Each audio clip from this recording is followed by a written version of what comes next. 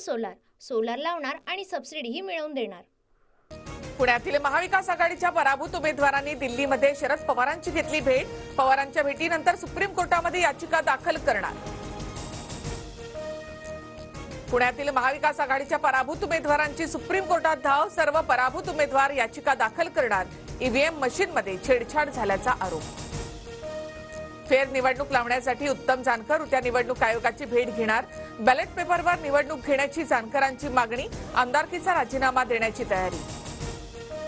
विरोधकांचं मूल्यमापन संख्येवरून करणार नाही तर त्यांनी मांडलेल्या मुद्द्यांवरून करू। विरोधी पक्षनेते पदाबाबत मुख्यमंत्री देवेंद्र फडणवीसांचे मोठे संकेत। विरोधी बाकावरची संख्या चिंताजनक। विरोधी पक्षनेते पदासंदर्भात विधानसभा अध्यक्ष अभ्यास करतील। उपमुख्यमंत्री एकनाथ शिंदे यांचं वक्तव्य। विरोधकांसोबत संवाद साधण्याच्या फडणवीसांच्या भूमिकेचं स्वागत। 237 नाही तर 288 जणांचं सभागृह आहे असं समजा, जयंत पाटलांचं आवाहन। ठाकरे गटाला विरोधी पक्षनेतेपद मिळण्याची शक्यता। महाविकास आघाडीत ठाकरे गटाकडे अधिक जागा। राहुल नार्वेकर पुन्हा विधानसभा अध्यक्षपदी। इतर कुणीही अर्ज न भरल्यामुळे राहुल नार्वेकरांची अध्यक्षपदी बिनविरोध निवड। राहुल नार्वेकरांच्या विधानसभा अध्यक्षपदाच्या नेमणुकीला ठाकरे गटाचा विरोध। बिनविरोध अध्यक्ष निवडीला आमचा पाठिंबा, पण नार्वेकरांना नाही। आदित्य ठाकरे आक्रमक। राहुल नार्वेकर यांनी मी पुन्हा येईन असं म्हटलं नव्हतं, पण नाना पटोलेंमुळे वाट मोकळी झाली। देवेंद्र फडणवीसांचा टोला। तर नार्वेकरांनी 2.5 वर्ष न्यायाधीशाप्रमाणे काम केलं असं म्हणत फडणवीसांकडून कौतुक। वक्फ दुरुस्ती विधेयकासाठी राज ठाकरे मैदानात। शेतकऱ्यांच्या जमिनी वक्फच्या घशामध्ये जाऊ नयेत। मनमानी कारभाराला सरकार चाप कसा बसवणार? लातूरमधील घटनेचा दाखला देत राज ठाकरेंचा सवाल। जयंतराव, माझं तुमच्याकडे बारीक लक्ष, पण तुम्ही प्रतिसादच देत नाही।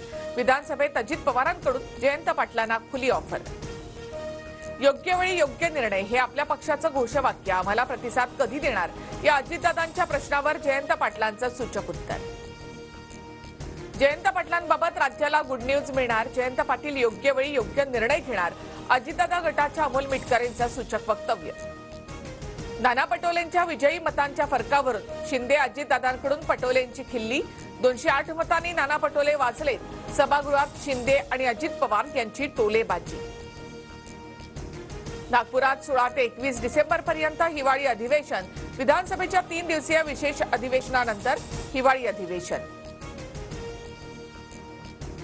लाडकी बहीण योजनेच्या अर्जाची छाननी करण्याचा निर्णय नाही। तक्रारी आल्यानंतर सरकार पुढील निर्णय घेईल। आदिती तटकरे यांचं मोठं विधान।